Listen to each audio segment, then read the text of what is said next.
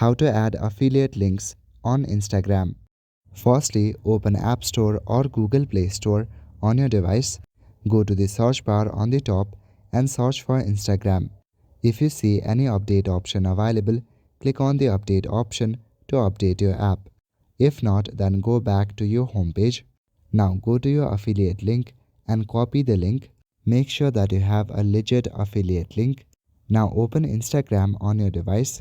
On Instagram, make sure you are logged in to your account. From the bottom panel, click on your profile and you will land to your profile section.